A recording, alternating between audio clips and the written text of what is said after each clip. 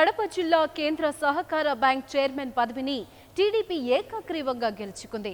మాజీ TDP MLA Veera Siva Reddy వ్యూహం ముందు నిలవలేని వైకాపా డైరెక్టర్లు ఎన్నికలను బాయ్కాట్ చేశారు. దీంతో అనిల్ కుమార్ రెడ్డి డీసీసీబీ చైర్మన్ గా ఏకగ్రీవంగా ఎన్నికయ్యారు.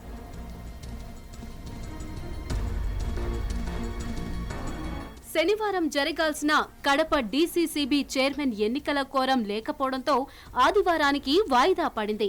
కోరంతో సంబంధం లేకుండా మొదలైన ఎన్నికల ప్రక్రియలో ముందుగా కోఆప్షన్ సభ్యులను ఎన్నుకున్నారు. 4 కోఆప్షన్ స్థానాలకు గాను 3ంటిని టీడీపీ దక్కించుకోగా వైసీపీ 1 స్థానంతో సరిపెట్టుకుంది. దీంతో టీడీపీ బలం 12 మందికి, వైసీపీ బలం 8 మందికి చేరింది.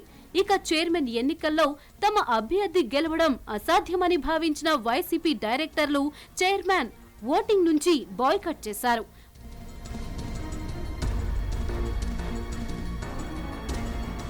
వైసీపీ డైరెక్టర్ల బాయ్కాట్ తో టీడీపీ చైర్మన్ అభ్యర్థి అనిల్ కుమార్ రెడ్డికి పోటీయే లేకుండా పోయింది. దీంతో ఆయన డీసీసీబీ చైర్మన్ గా ఏకగ్రీవంగా ఎన్నికయ్యారు. తన ఎన్నిక రాజ్యాంగబద్ధంగా జరిగిందని, అర్హులైన వారందరికీ రుణాలు అందజేస్తానని నూతన చైర్మన్ తెలిపారు.